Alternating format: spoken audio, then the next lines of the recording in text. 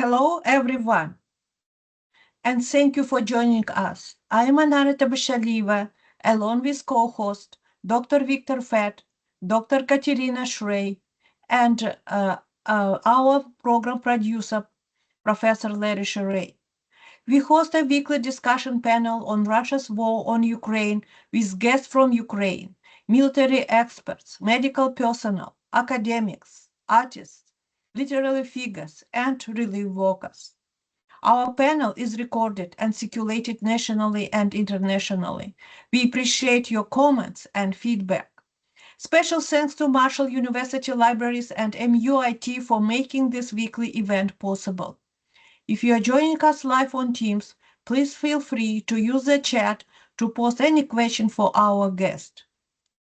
Today's guest will be introduced by Dr. Victor Fett. Thank you very much, Anara. Thank you, everyone. A quick greeting to our Ukrainian viewers and friends. Вітаємо наших слухачів з України глибоким уклоном. Ми є свідками ваших великих страждань, а також вашої великої сили. Дякуємо за участь у нашій щотижневій програмі. Today's guest is Dr. Maria Rewakowicz, talking on war literature in Ukraine. We're honored in our week number 146 to greet Dr. Rewakowicz. She is a poet, translator, and literary scholar with PhD in Slavic languages from the University of Toronto, and has taught Ukrainian literature in a number of universities, most recently at Rutgers, New Jersey, and University of Washington. She most recently authored the book titled Ukraine's Quest for Identity, Embracing Cultural Hybridity in Literary Imagination. Dr. Rewakowicz, the microphone is yours. Thank you so much. Thank you for giving me this opportunity to speak. Thank you, Dr. Fett, for finding me and inviting me, and thank you all who join us today. My apologies if there are any technical glitches. Hopefully everything will work.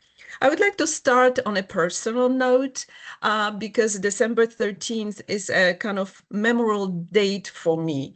On December 13th, 1981, I was in Rome, Italy. I came to Italy with my mother in August for a month vacation. My mother returned to Poland in September, and I stayed in Rome, and that fall kind of still hesitating whether to stay in the West or to go back home. And then December 13th, 1981 came, and on that day, the Polish government, under the leadership of the General Wojciech Jaruzelski, imposed martial law. And that closed the door and made that I stayed in the West, eventually immigrated to Canada, and then a few years later, I moved to the US. So that period after martial law imposition, it was a very dark period in the history of Poland. But not a decade later, the communist regime collapsed, as it collapsed also in other Central and Eastern European countries, previous Soviet satellites countries.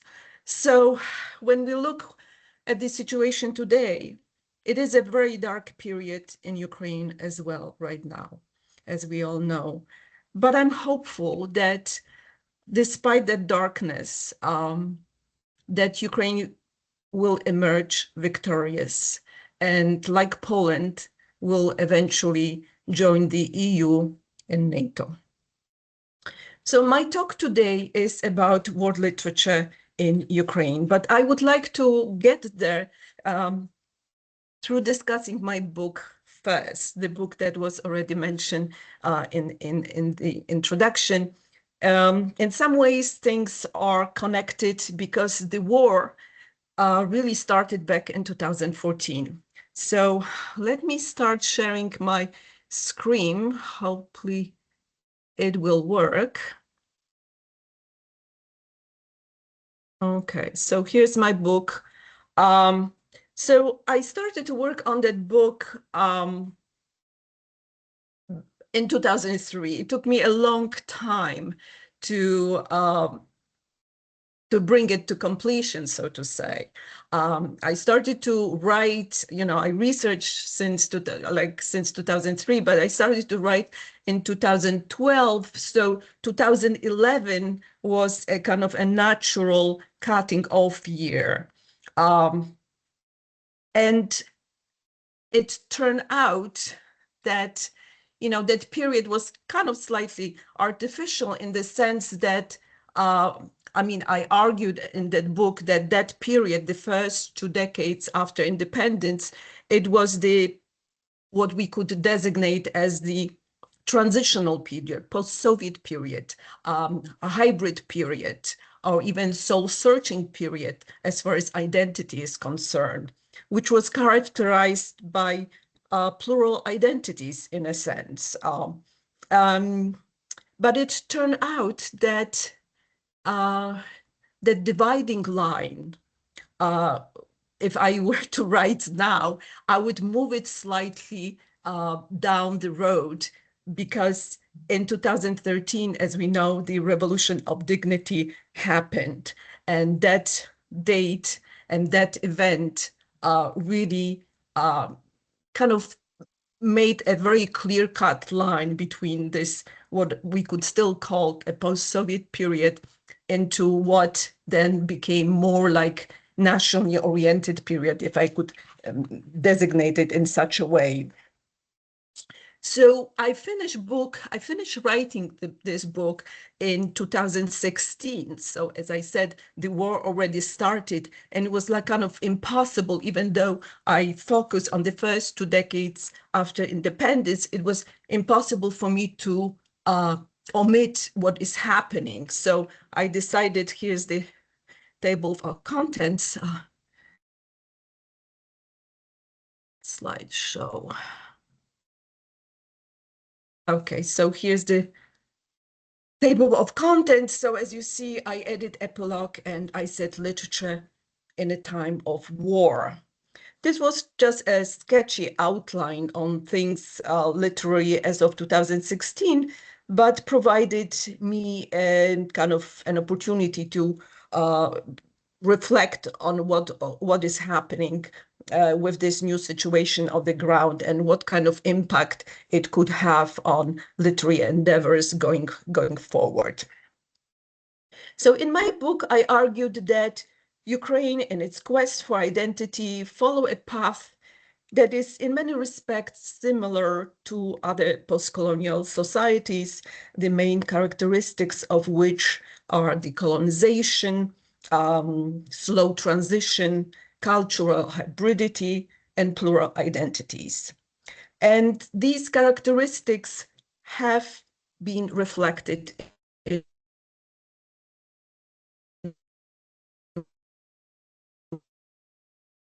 works I've produced during the first 2 decades after independence. And I kind of decided kind of like the material itself dictated that the main trends in that period were, as you can see on that slide, decentralization, bilingualism, regionalism, and the rise of powerful contingent of female voices. So as I mentioned before, I made 2011 as a cutoff date, calling that period, the first 2 decades after independence, as transitional period. But as I said, looking back, that dividing line is really the Revolution of Dignity, or sometimes it's called Euromaidan, that happened at the end of 2013 and the beginning of 2014. The collapse of the Yanukovych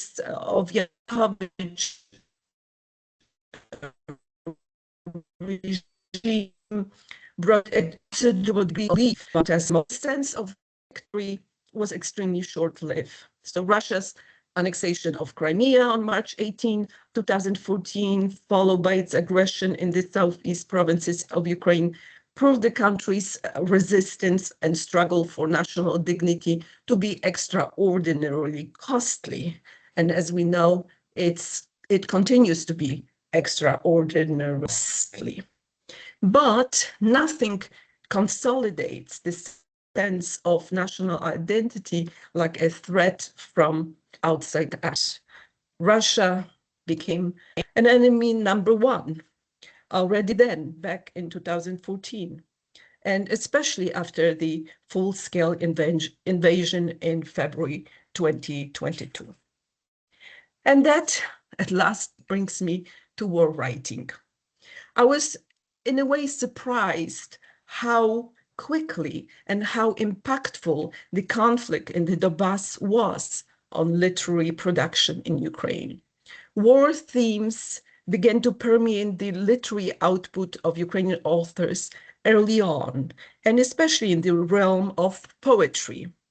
I studied two anthologies, and I'm going to move to another slide here. Oops, let me go here. So these are the two anthologies that I studied, and they were published in 2016 and 2017, respectively. Respectively, and Letters from Ukraine were published in Poland in 2016, and Words for War were published in 2017. More information about the first one. This one is much more voluminous. As you can see, there were 56 participant poets, and translations were both from Ukraine and Russian, so included both Ukrainian and Russophone poets. And the other one is monolingual and fewer participating poets, 16, and it was edited and translated by Oksana Maksymchuk and Max Rosorczyński. So both, as I already mentioned, represent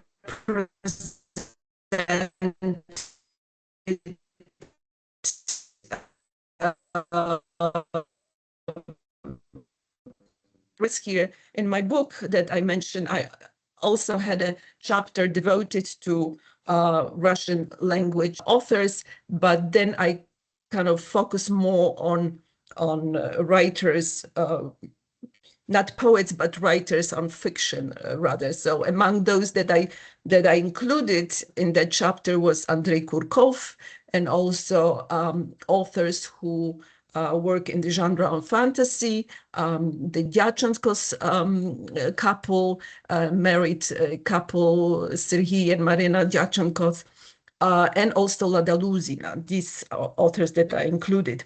So at that time, it was not really clear whether or not this Russian language literature in Ukraine will be a robust kind of going forward or not. I think, as we look at the situation right now, I think that it's going to be kind of diminishing the way it looks, because even those authors, especially those coming from the Donbass, and those who decided not to stay there but move to Kyiv, are beginning to switch writing in Ukrainian. And a few examples of those, three coming directly from Donetsk, it's Volodymyr Rafienko, Olena Styashkina, and the poet Iya Kiva. They all by now switch to writing in Ukrainian. So it remains to be seen how this is going to go forward, whether it's going to be even more marginalized or maybe even extinct. At this point, we don't know. But at the time that when I wrote my book, I kind of deliberated about this thing, whether or not these authors like Andrei Kurkov, especially since even though he writes in Russian, he always presents himself as a Ukrainian author, and whether or not such writers or poets should be part of and studied within the literary canon, right, of contemporary Ukrainian literature. So when I began to study war literature, I was inspired by Samuel Hines' book on war and writing, and I like this particular quote, especially when he says there seems to be two quite different needs that produce war writing: the need to report and the need to remember. And to these two needs, I also added another one, that it seems to me that it makes sense: the need to understand, the need to kind of reflect on what is happening. In a way, it's quite logical that those who witness, atrocities or people suffering, that they will be writing about that, right? And those who are more removed from that kind of conflict zones, they will be more reflecting or trying to remember, especially if someone close to them perished in that war. So here I have a few examples of, kind of dividing poems into those who kind of present that need to report, and those other needs as well. So I begin with the one by Anastasia Afanasieva. She comes from Kharkiv and wrote in Russian, and I use the past tense because she's also one of those that switch to writing in Ukrainian following the full-scale invasion. And it's kind of interesting, she has one poem that she starts beginning in Russian and then in the middle switches to Ukraine. But this one of those, it's worse than sitting outside. We dragged our mattresses and pillows onto so that we could fall down as soon as it all gosh, I don't see some things. I have to sorry about that. You see probably the whole screen, and I have covered by so I cannot read full. Another example is by Luba Yakimchuk, and I will return to this particular poet later on, but this one is quite a painful excerpt because it describes rape, and as you can see, like how in such kind of concise way she describes this horrible thing. Two men approach, order her to open her hands as if to clap. They peer into her passport, pass it between themselves. They press and squeeze her thumbs. They strip her, they probe her, they lay her down as a cue. 9 of them, her favorite number, rape her, wearing blue bathrobes, her favorite color. And another example with this need to report, this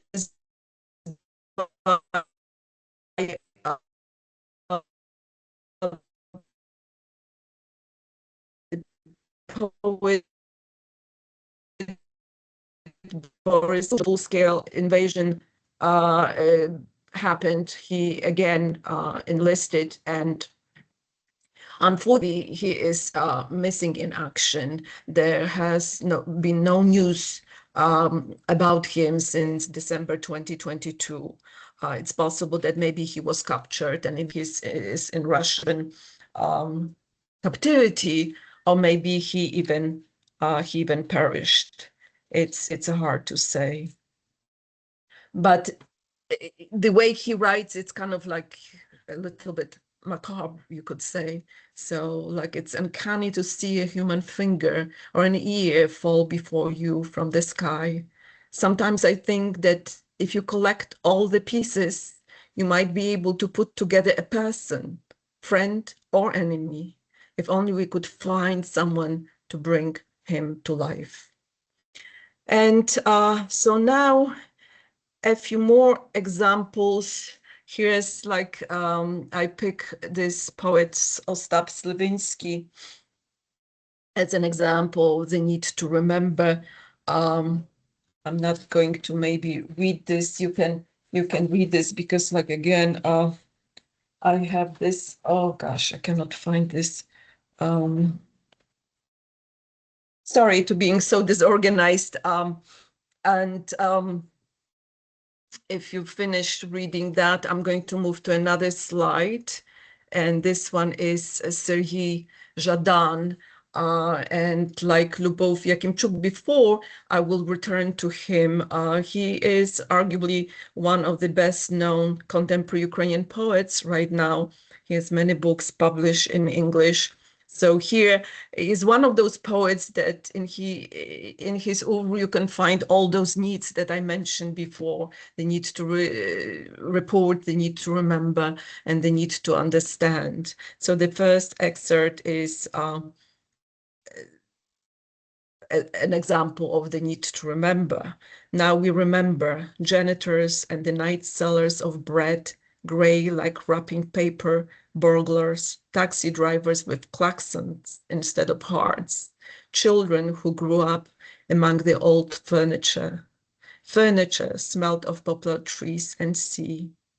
But it's also another excerpt about the need to report, about the incident somewhere that there's no response because of shooting. So village street, gas lines broken, accident site, danger. Emergency crew isn't coming. No one wants to be out during the shootings.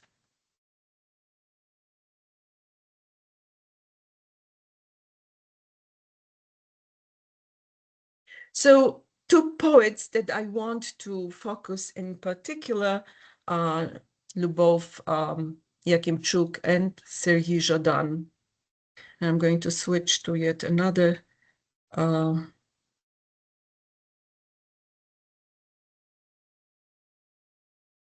to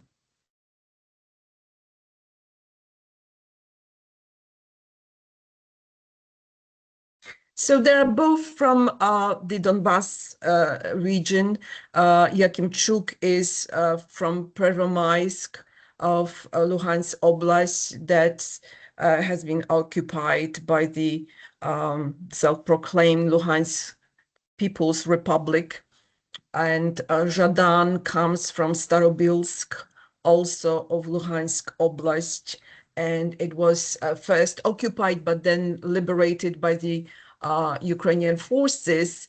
But now, since the full-scale invasion, it's again occupied. Zhadan really, he studied in Kharkiv and he stayed in Kharkiv, and that's the city that he calls home.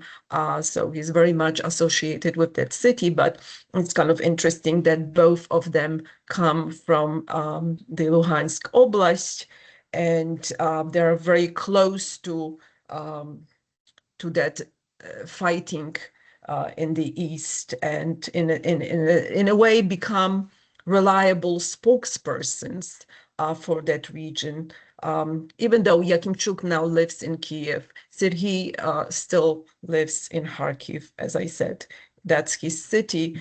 And also, kind of interestingly, I learned that he enlisted in the army and now serves somewhere on the front lines. I wrote a short essay about these two poets and their collections that were published as part of the Lost Horse Press Contemporary Ukrainian Poetry series in 2020 and 2021, respectively. So Yakimchuk's book is called Apricots of Donbas, and that was translated by Oksana Mazimchuk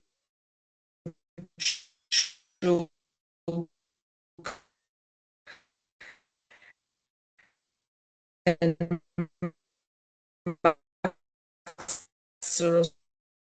also changed. And both books described realities of war that was still contained or localized at that time. But when we read these excerpts, in a way, it will be very hard to, unless you know, but if you don't, it will be very hard to kind of determine whether it's about recent fighting and recent horrors or those that were happening when the war started back in 2010. So both describe the devastation that especially the civilian population suffered in the region. In a way, Yakimchuk felt obliged to poetically record of what she witnessed or what her loved one witnessed.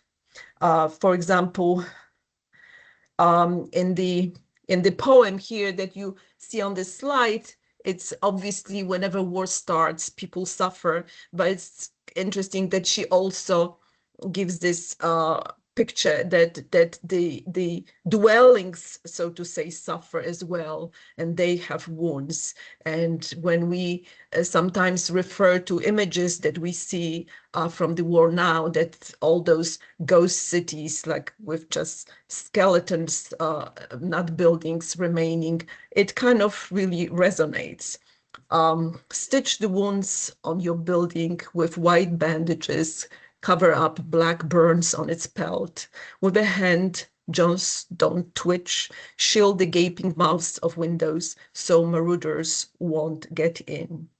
Yakimchuk is also very good at telling stories of families perishing in war, whose demise is then covered up by ridiculous kinds of excuses, like in this excerpt, for example, an old man, an old woman died on the same day, on the same hour, on the same minute.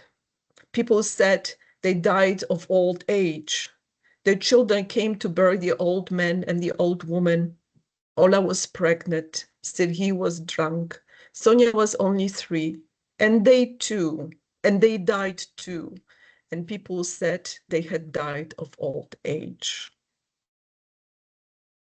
So of all those needs that I mentioned earlier, the need to report, the need to remember, and the need to understand, the need to report is like the one that dominates her poetry. In a way, she deliberately assumes a role of a witness to all the killed and displaced by the conflict. So a few more examples. Of course, all those displaced people, they would rather go back home if they could, but we know that that's not really possible. Perhaps her best poem is a poem that I'm going to show you next. It's titled Decomposition, and in which like familiar names are kind of broken down into separate syllables, mirroring the destruction caused by war. So here, for example, don't talk to me about Luhansk. It's long since turned into Hun.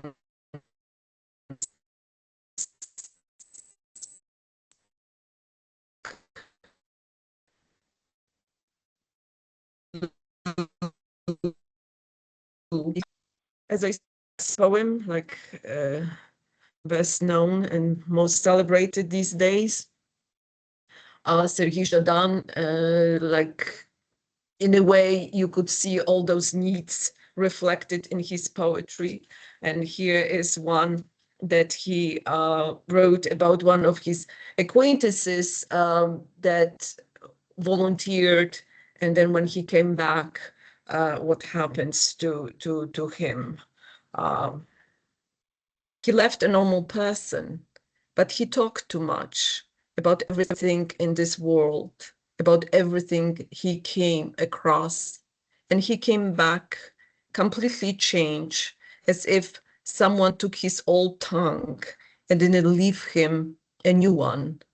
So he sits in his bed every day and listens to the demons in his head. So this is from the poem. We've been talking about war for 3 years.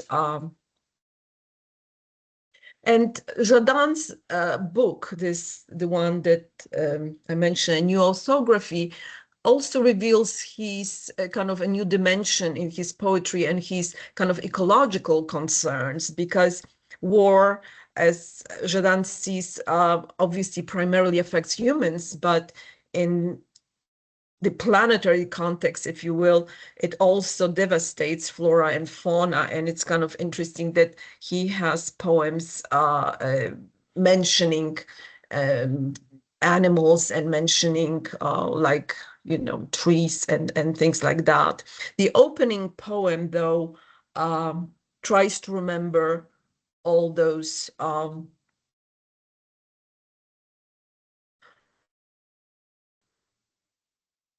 or ask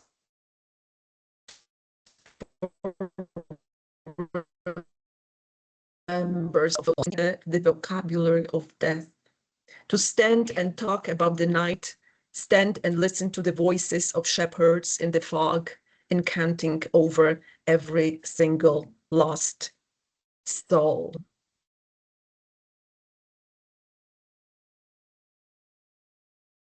But then we have this poem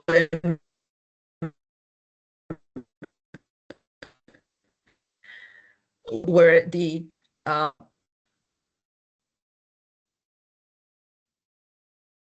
animal voice, yourselves perhaps. And finally, the last excerpt that I would like to share is this importance that we have to listen and communicate not just with people, but nature as well. Here, the trees. The most difficult, of course, is to talk to them.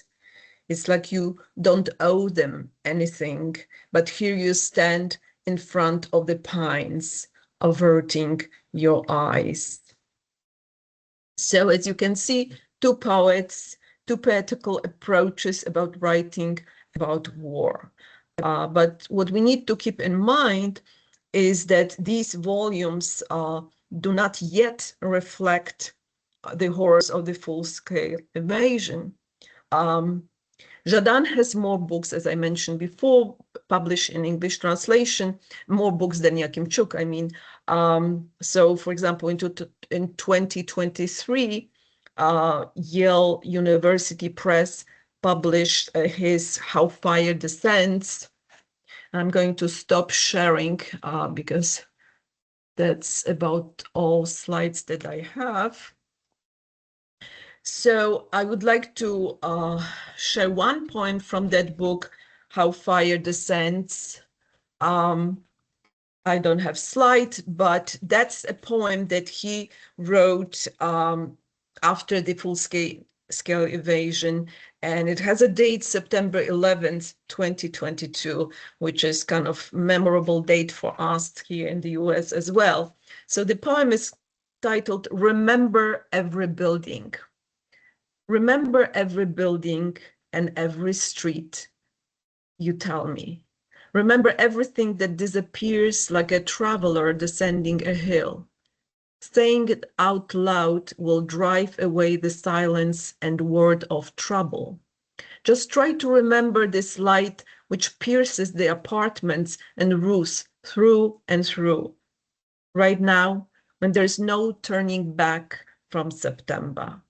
Right now, when we embrace as if we were at the wedding of other people's children.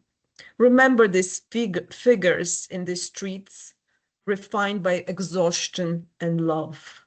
Remember the ability of birds to come together in the autumn air, the ability to absorb a person's fear and warmth hidden under their shirt. The joy of recognizing who is on your side by a slight turn of the head. Despite the wind, remember the breath, the presence, the eruption of language. As you choose your words, just try to remember this month, which changes everything. These trees growing like children, easily growing into maturity.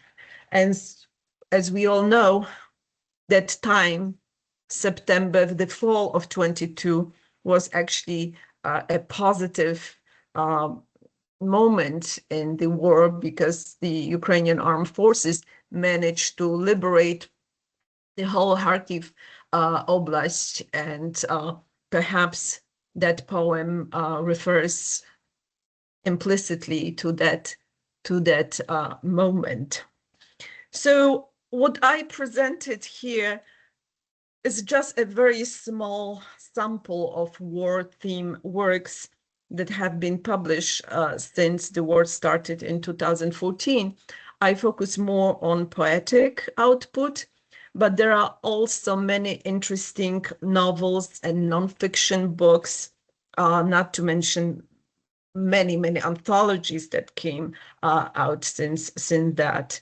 And some that I would like to mention, again, Sergei Zhadan is not just a poet, but also a writer. And the dates that I'm mentioning refer to all those publications that came out in English translation, not in the original. So Zhadan's novel, The Orphanage, published in 2021, it was about the beginnings of the conflict and the harrowing journey of an uncle bound to retrieve his nephew from the orphanage under the separatist control. More recently, he also published Sky Above Kharkiv, Dispatches from the Ukrainian Front, that came out last year.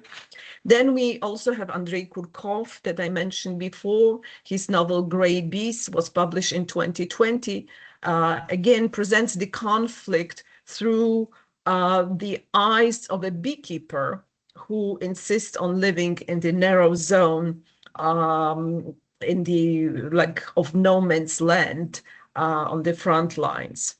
There are also novels about the life in the occupied Donbass by such authors as Volodymyr Rafieyenko, his book The Length of Days, and Olena Styashkina, The Cecil the Lion Had to Die, published last year. No, actually this one published this year. And both these novelists, they really, I believe I mentioned them, they're from Donetsk, and they switch to write in Ukrainian as they move to Kiev from the Donbass. Then there is a very interesting anthology that came also, I don't know, so this is the Rafieyenko, and this is, I have all those books, and this is Olena Styashkina. I don't know if you can see me showing like this. This anthology, Ukraine 22, was published by Penguin, and it was edited by my colleague Mark Andrejczyk from Columbia University. And it's kind of a very interesting approach. It presents essays like kind of a diary of sorts, like writers wrote, like it covers the very specific period from beginning February 24, when the war started, and ended in August 24th, which is Ukraine's Independence Day. So the first 6 months of the after the full-scale invasion, and they kind of write their own observations and share their own experiences during that time. There's one book that made an incredible impression on me. I don't have it here, and it's Artem Chekh, another author, soldier, and its title Absolute Zero was published in 2020 in English translation. And it's kind of like a memoir about his time spent in the trenches in the Donbass. And it's kind of full of observations, full of reflections of what it means to be there. And then there is a Ukrainian dictionary of war that's just published recently, literally a month or two ago, by Lost Horse Press, and it was compiled by Ostap Slivinsky. And here he gives voices to ordinary people for them to share their experiences in a time of war. And last but not least, I would like to mention the Lviv poet Halina Kruk, who recently completed a month-long tour in the US, promoting not just one, but two books that came out in English translation. The first one, it's called A Crash Course in Molotov Cocktails. It was published by Aerosmith last year and became a 2024 finalist for prestigious Canadian Griffin Poetry Prize. And her second book that came out this year, also published by Lost Horse Press, it's called Lost in Living. And both these books include poems that refer to war, both the one that started back in 2014 and also referring to the one that started in February 2022. So as you see, it's kind of probably will be too much to generalize that right now Ukrainian literature is just about war. Obviously, it's not. But the impact of war on literary production right now is obviously enormous. And all writers and poets try to somehow internalize and somehow creatively express themselves and find some understanding of what it all means. And I think that I would like to stop here. And if you have any questions, I'll be happy to answer them. Thank you so much.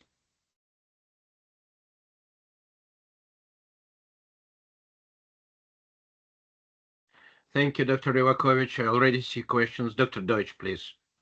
Hi, Maria. There seem to be two main impulses in literature. One, as you cited in one of the lines, the vocabulary of death, and the other is the celebration of life, the celebration of nature, the celebration of love. I'm wondering, right now the focus, of course, is on the destruction that is going on. And I would imagine that during the Soviet period, there was a lot of negativity too in the poems. Do you see a discernible, upbeat, positive type of poetry from the time of independence in 1991 for the next decade or so, a very discernible difference in the tone and subject matter, the thematic difference? Thank you for your question. Yes, I definitely see the difference. I would say one thing that was very noticeable if we go back to the 1990s is this euphoria to be free to express themselves completely. And many themes that were taboo back in the Soviet times that were no longer, there was no limit of what kind of themes could be exercised, so to say. So there were many erotica, for example, comes to my mind, came back. Another thing is what I kind of wrote in my book. It was both, I would say, in poetry, but more so maybe in prose, that there was this regional approach. There were like writers in the West, kind of celebrating their own kind of idiosyncrasies, Lviv poets and Lviv writers kind of enjoying their certain different atmosphere than, let's say, in more in the East. Another thing that should be emphasized is what I indicated in those main trends is a powerful female voice. And again, both in prose and in poetry. And women were finally free to celebrate their importance, to celebrate their independence, and just the mere fact that their voices finally were free to express their femaleness, if you will. And there were also many feminist voices too. So feminism became to be kind of celebrated in some quarters.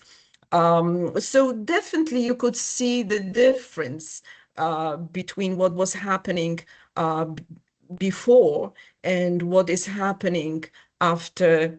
You know, to me, as I mentioned, that I try to emphasize this, even though my book kind of makes this cutoff year 2011, but in a way there is a very distinct period from 1991 to the revolution of dignity in 2013, 2014.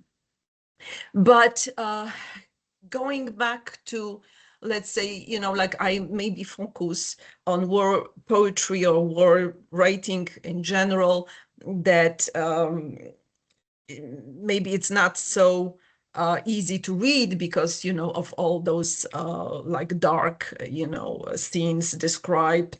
But of course, there are also poetry that is more personal, that is about love, there is about, you know, building relationships and the sense of community, the sense of belonging is there. So I would say that, yes, you can find pretty much, you know, both sides, you know, trying to balance themselves somehow in this situation. And another thing that I could add, and that's something that maybe it's difficult to understand, that even now, as this war is so devastating for many people, Ukrainians try to keep that sense of humor, and, like, you know, comedy is life. And another trend that I heard is quite popular. They are going back to Ukrainian classics, you know, the 19th century. They're kind of resurrecting that you know, works and trying to stage them, and obviously stage them in a very different way, you know, including making things that were comedic, you know, humorous, you know, presenting them in that way with some twists, you know, including what is happening right now. So I don't know if I answer your question, but I tried. Yes, thank you. Thank you very much. I have a lot of questions of my own, but I yield to our moderators and viewers, please.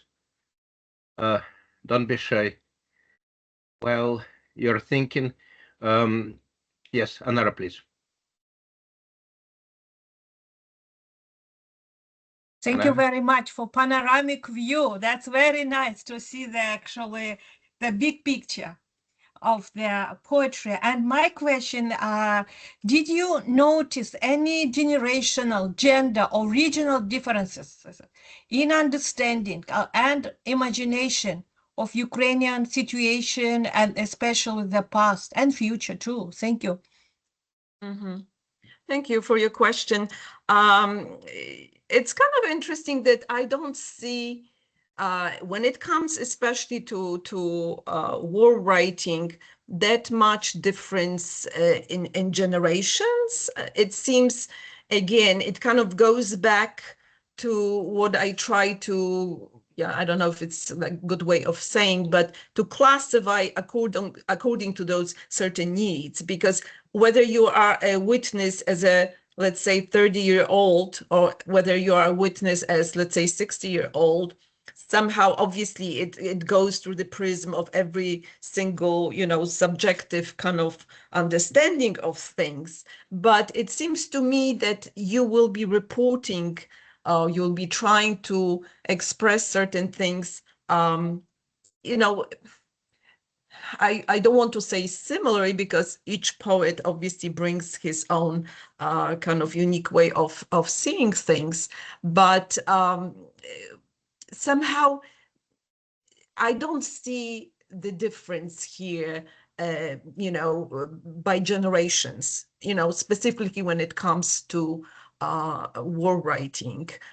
It seems to me that, everyone wants to capture the sense what's happening, whether it's, what they witness, or whether they want to remember someone, or whether they just reflect on things as they happen.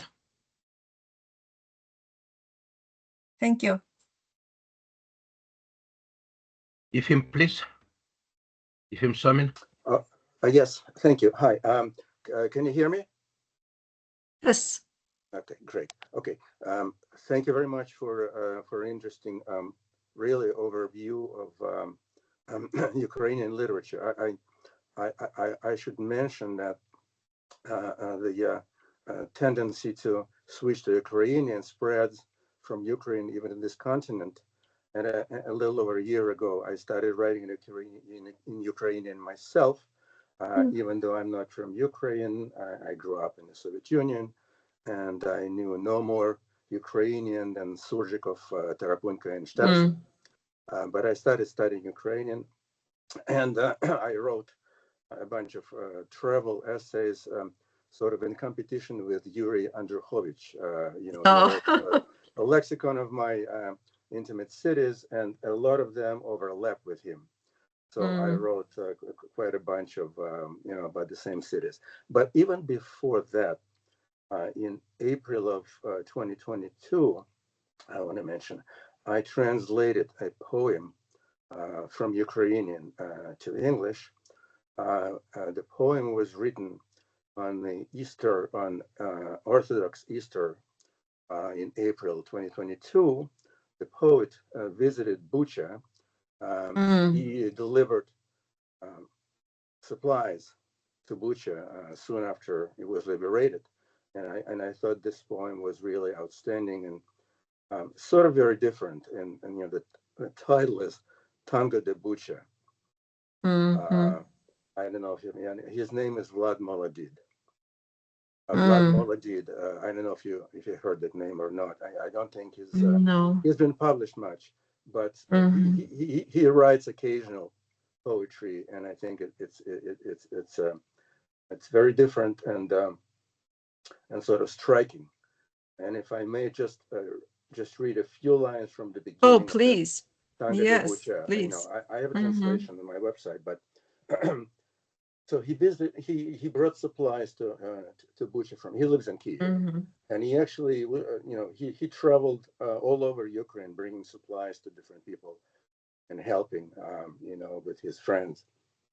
So I saw them tango in the danceless April in Bucha, stripped of light, deprived of power, when countless evenings rolled by like a war reel, like endless trenches, dirty, cold, and dour. That's the beginning. And if I may, just the finish of the poem is that the woman to whom he brought supplies is responding. He's asking her, how could he break her chain of sorrows now? What was she waiting for in this dark hour? Well, dance, she said, that tango, bella ciao, in danceless Bucha, stripped of light and power. So it's Tango Bella Ciao that apparently was very popular in Ukraine, even before maybe, but later on as sort of the resistance song. Anyway. Yes. Well, thank you very much for sharing this. Like we all heard, like, when Adorno said, if it's possible to write poetry after Auschwitz, like, and some people said, like, if it's possible to write after Bucha, the same thing. But like what is happening really is that people do write, and I think it's good that they do write, that they do become witnesses, and especially in such a creative way, because in a way it helps probably, and it brings to my mind this Artem Czech that I mentioned. He said, I don't have it here somewhere, but he said that, like, in a way, when he was in the trenches in the bus, that writing helped him to stay sane, otherwise he probably would go crazy. So in some ways, it just helps people. It could be like self-therapy in a way. That's what I think. Yeah, thank you. Well, and that woman to whom he brought supplies, she apparently she was helped by dancing tango, and there is now a tango club in Bucha, actually. Oh, wow. That's Yes. good to know. Good to know. Thank you, Fim. This was one of the projects online. Dozens of people participated and translated Tango de Bucha into several languages. Right. And Yefim was part of this group. As for Adorno's statement, which of course everyone repeats, I might even mention that Adorno wrote after the war, but we're still in it. So it's a question of immediacy, and it is great that you and other researchers are collecting, observing, analyzing. Modern world and technology allows us not to wait for decades to do it, basically in real time, all that we can do. And in this sense, as our viewers may ask more questions, I will ask one of my own, because I also come from the same Soviet culture and, of course, imperial tradition of poetry writing. Unlike what you hear and heard today in translation, most of what we knew as poetry, what qualified as such, was rhymed and metered. Our culture, including Russian and Ukrainian and many others, never evolved this type of predominance of free verse as English enjoys right now. So my question to you, does it matter? Because we all know that poetry is what is lost in translation. What you read to us could have been translated from any language. So how much do these people even care to choose their tools to convey to us? In other words, traditional instruments of literary convention, do they really matter anymore? Well, in contemporary Ukrainian poetry, you will find still, people who write in traditional verse, but most, I would say, is writing like it's free verse. It's free verse. Some could be, writing in both. Like a friend of mine who comes from Ternopil in Ukraine, but lives now in New York, Vasil Machno. He has poems that he wrote in free verse, and he has many poems that he still kind of rhymes, and that feels good for him. This is how he expresses himself. But overall, I would say that that poetry that I'm acquainted with, written after independence, becomes more and more free verse. Yeah. More so, I would say, than during the Soviet times. Although, mind you, even then, there are some, like I studied poets that belong to so-called the Kiev school, like it was Mykola Vorobyov, Viktor Kordun, Mikhailo Grigoriev, Vasil Holoborodko.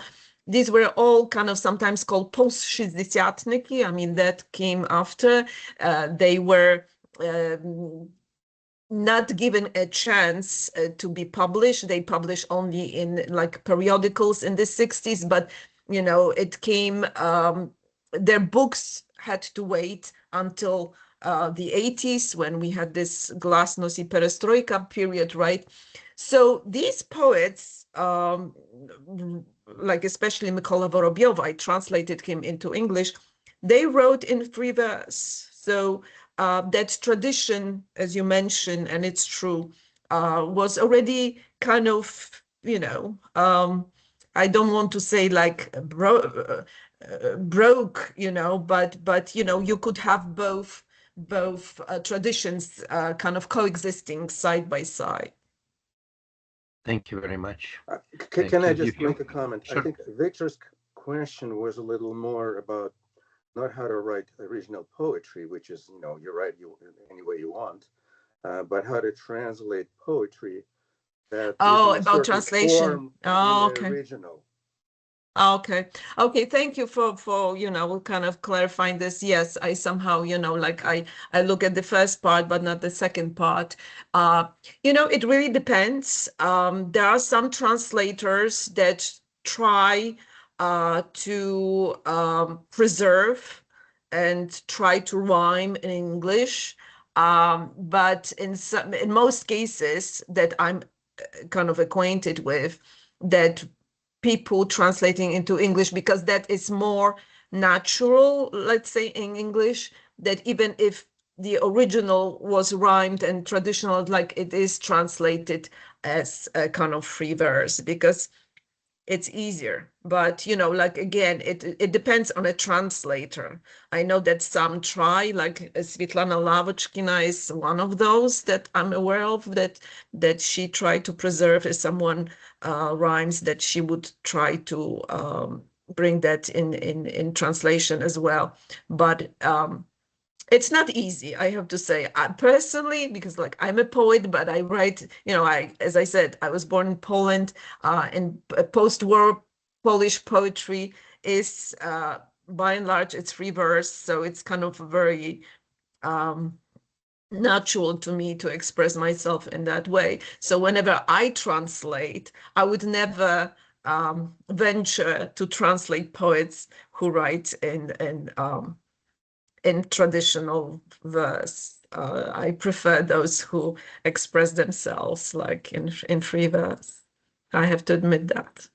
I would quote JFK here, who said, "We do it not because it's easy, but because it's difficult."